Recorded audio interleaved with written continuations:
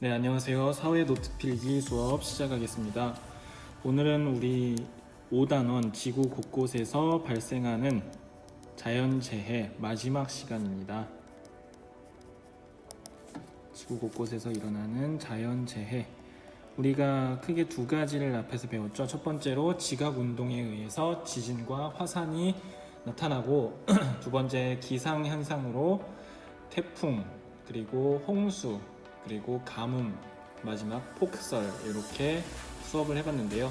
마지막 5단원의 내용은 이런 자연재해가 우리 인간의 활동으로 인해서 어떻게 변할 수 있는가 관련된 내용입니다. 3번 인간 활동과 자연재해에 관한 내용 정리해 보겠습니다. 첫 번째로 사람들의 활동이 많아지면 자연재해가 많아질까요? 줄어들까요? 인간 활동이 자연재해에 미치는 영향에 대해서 살펴보겠습니다.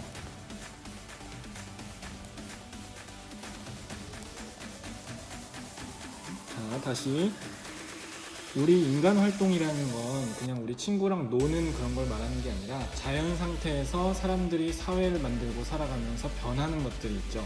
흙이 아스팔트 도로로 포장이 되고 도시가 들어서고 그런 것들을 말하는 겁니다. 그래서 인간 활동의 대표적인 것은 공장이 들어서는 산업화, 그리고 시골이 도시가 되는 도시화, 이 두 가지를 들 수가 있는데요. 그 중에서도 이 도시화와 산업화, 도시화가 매우 중요합니다. 우리 강원도 강릉 택지에 보면 도로가 전부 아스팔트 도로로 포장이 되어 있죠. 이런 식으로 도시화가 되면 피해의 빈도나 규모가 증가한다고 합니다. 왜 피해의 빈도나 규모가 증가하는지 한번 살펴볼 텐데요. 도시가 시골과 다른 점이 뭘까요? 자, 여기다 적어보면 산업화나 공장이 들어서거나 도시가 있는 지역에서의 특징은 도로가 흙바닥이 아니라 우리 길 가다가 바닥에 보면 검은 색깔 아스팔트가 있죠? 이런 아스팔트로 된 도로가 많아진다는 겁니다. 그래서 이런 거를 도로가 아스팔트로 포장됐다 이렇게 얘기하는데요. 아스팔트 도로 포장률이 높아지면 홍수가 증가한다고 합니다. 그러니까 여기서 피해가 증가했다는 건 홍수가 증가했다는 의미겠죠. 도시화가 되면 왜 홍수가 증가할까요? 한번 그림으로 그려서 알아보겠습니다. 자, 이거 왼쪽에 있는 그림은 이제 도시화가 진행되기 전에 그림을 한번 그려보겠습니다. 이렇게 흙이 있고요. 나무들이 있겠죠? 자연 상태였으니까. 그리고 이렇게 이쪽에도 나무들이 이렇게 있었습니다. 그런데 비가 옵니다. 자, 비가 내리는 양을 100 정도라고 생각해 봅시다. 그러면 자연 상태에서는 대부분 증발이 된다고 합니다. 증발이 한 40 정도는 다시 하늘로 날아가서 구름이 된다고 하네요. 그리고 이 흙이 물을 잘 머금고 통과시키기 때문에 대부분 땅 속으로 얘네가 빠져든다고 합니다. 그래서 토양 속으로 흡수되는 양이 상당히 많다고 합니다. 50%나 된다고 하네요. 자, 그러면 나머지 10%는 어디 가나요? 나머지 10%는 이제 토양 밑으로 흡수되지 못하고 얘네가 이 땅 위를 흘러가서 어디로 가냐? 하천으로 유입됩니다. 자, 하천으로 유입되는 게 지금 자연 상태에서는 100 중에 나머지가 얼마죠? 10%죠. 10%밖에 안 된다는 겁니다. 그래서 자연 상태에서는 하천으로 유입되는 땅 위를 이렇게 쭉쭉쭉 가서 하천으로 가는 양이 10%밖에 안 됩니다. 다시 정리해보면 자연 상태에서는 흙이 다 바닥에 있기 때문에 물이 빠지지 않는, 물이 안 빠지는 면적, 다시 말하면 도로 포장률이라고 합니다. 자, 도로 포장이 0%죠. 전부 다 흙인 상태에서는 물이 쭉쭉쭉 밑으로 잘 빠지기 때문에 하천 유입이 매우 적다는 걸 알 수가 있습니다. 반면에 도시가 들어서면 어떤 식으로 바뀌는지 한번 살펴보겠습니다. 하천 유입이 도시화, 산업화가 되면 일단 무거운 공장이나 건물이 도시에 들어서게 되면 흙은 눌릴 수가 있겠죠. 그래서 단단한 아스팔트로 흙을 고정시키는데 그런 것을 도로가 포장됐다라고 표현을 합니다. 기존에 있던 요런 흙이 전부 다 없어지고 그 위에 이렇게 단단한 검은 색깔 아스팔트가 도로 전체를 덮고 있는 모습입니다. 자, 이거는 아스팔트입니다.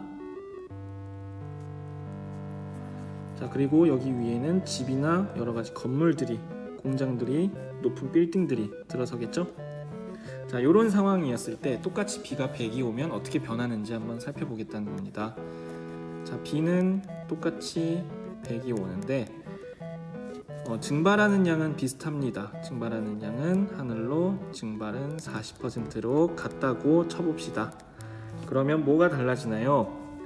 토양으로 밑으로 쭉 내려가는 양이 엄청나게 줄어듭니다. 이 아스팔트가 물을 흡수하지 않기 때문에 그냥 아스팔트 포장된 위에서 물이 쭉쭉쭉 흘러가는 거예요. 땅 속으로 스며드는 양은 아주 줄어듭니다. 얼마나 될까요? 토양 흡수는 아까 50%에서 5%로 줄어들게 됩니다. 그러면 나머지는 어디로 갈까요? 증발도 안 되고 땅 속으로 흡수도 안 되면, 그렇죠. 이 어마어마한 양들이 다 어디로 간다? 바로 하천으로 유입된다는 겁니다. 그래서 자, 이때는 이렇게 해서 얘네가 땅 속으로 통과되지 못하고 하천으로 쭉쭉쭉 흘러가는 게 55%나 됩니다. 도시화를 거치면서 포장률이 증가하면서 바닥이 아스팔트로 메워지니까 하천으로 흘러가는 양이 엄청나게 증가한 것을 볼 수가 있습니다. 자, 이때는 물이 안 빠지는 면적이, 다시 말해서 이제 이 도로 포장이 아스팔트로 된 면적이 거의 75에서 100%일 정도의 상황에서는 이런 식으로 상황이 바뀌게 됩니다. 그러면 하천이 갑자기 물이 여름에 많이 오게 되면, 자, 요것이 뭘로 이어질까요? 요것이 홍수로 이어질 수가 있겠죠. 그래서 도시화가 되면 홍수가 증가한다, 이런 내용이었습니다. 다음 두 번째 보겠습니다. 인간 활동이 자연재해에 미치는 영향. 두 번째, 자연재해를 예방할 수 있는 능력이 있습니다. 우리 인간은 모든 것에 적응하는 동물이죠. 그래서 자연재해가 아무리 심하더라도 자연재해를 예방할 수 있는 능력을 길렀습니다. 그런데 이 능력이 국가마다 차이가 나기 때문에 이 능력이 높고 낮음에 따라서 피해 규모가 달라진다는 얘기입니다. 이거 밑줄 쳐볼게요. 자연재해 예방 능력에 따라서 피해 규모가 달라진다. 무슨 말인가? 바로 그림을 그려서 한번 살펴보겠습니다. 먼저 선진국을 사례로 볼 텐데요. 선진국 교과서에도 나와 있는 미국을 사례로 한번 살펴보겠습니다. 자, 선진국에서는 내진 설계라든가 또는 국민들이 지진이 났을 때 대피할 수 있는 훈련이 아주 평소에 잘 돼 있습니다. 그래서 이런 예방 능력이 높기 때문에 피해가 적다, 이런 얘기입니다. 자, 예방 능력이 높은 미국이나 선진국에선 피해가 적다. 자, 예를 들어서 지금 지진이 났어요. 그러면 건물, 높은 빌딩이 있는데 여기는 내진 설계가 아주 잘 되어 있습니다. 그래서 내진 설계가 좋다. 지진이 오더라도 건물이 이렇게 좌우로 흔들릴 수가 있습니다. 우리 수업 시간에 영상을 봤는데 여기서는 그냥 이렇게 정리만 해볼게요. 좌우가 이렇게 흔들리도록 설계를 해놨어요. 그리고 건물 바닥에다가 이렇게 고무 받침대를 써가지고 얘가 흡수하도록, 충격을 흡수하도록 이렇게 장치를 해놨습니다. 자, 이렇게 빨간색으로 표시한 부분이 지금 내진 설계에 해당하는 부분입니다. 충격을 흡수한다. 고무 같은 것들이. 그래서 이 충격이 건물로 전해지지가 않습니다. 1번 좌우 흔들, 2번 충격 흡수. 그래서 결과적으로 뭐냐? 이 내진 설계 예방 능력 덕분에 선진국에서는 피해가 아주 적다. 이게 핵심입니다. 자, 반면 가난한 나라, 개발도상국이라고 부릅니다. 거기선 어떨까요? 교과서에서는 네팔이 사례로 나와 있습니다. 자, 이런 곳들은 예방 능력이 많이 떨어집니다. 국가에 돈도 많이 없어서 내진 설계도 많이 못하고 또 국민들도 힘겹게 먹고 살기 바쁘기 때문에 훈련 같은 것도 평소에 많이 하지 못합니다. 그러면 피해가 커진다는 겁니다. 예방 능력이 낮은 경우. 자, 이런 네팔 같은 경우에는 내진 설계가 아예 안 돼 있어요. 그런데 건물들이 아주 작은 건물들이 이렇게 집을 위로 높게 쌓아서 이렇게 높은 건물들이 많았다고 합니다. 빌딩처럼 큰 게 아니라 이렇게 빌라처럼 집들이 높이 있는 겁니다. 자, 그런데 이런 상황에서 지진이 나게 되면 이 피해가 그대로 여기 위로 전달이 됩니다. 그럼 내진 설계가 안 돼 있기 때문에 어떻게 될까요?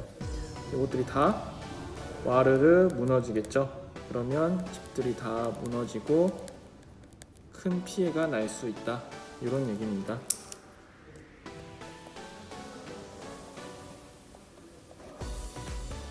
이렇게 차이를 구분해 주시기 바랍니다. 그래서 두 번째 내용은 간단하죠.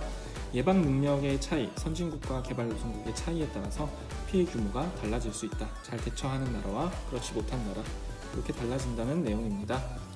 오늘 수업은 짧은 내용인데요. 그래서 우리 마지막으로 관련 영상에 대한 소개를 좀 하고 마칠게요. 유튜브에다가 여러분이 이 내용을 검색해서 관련 내용 영상 재밌게 만든 예능이 있어요. 이거를 좀 살펴보고 각자 공부해 주시기 바랍니다. 유튜브에다가 검색창에 여러분 예전에 비정상회담이라는 예능이 했었습니다. 전 세계 사람들의 내용을 들어보는 건데 비정상회담 99-3이라고 검색하면 영상이 나옵니다. 자연재해 관련된 여러 나라의 얘기니까 요거를 한번 검색해서 영상을 시청해 주시기 바라고요. 관련 영상은 99-3, 99-4, 99-5까지 있습니다. 자, 이렇게 세 가지 영상을 시청해 주시면 이 내용이 정리가 될 것 같습니다. 자, 오늘 수고했습니다.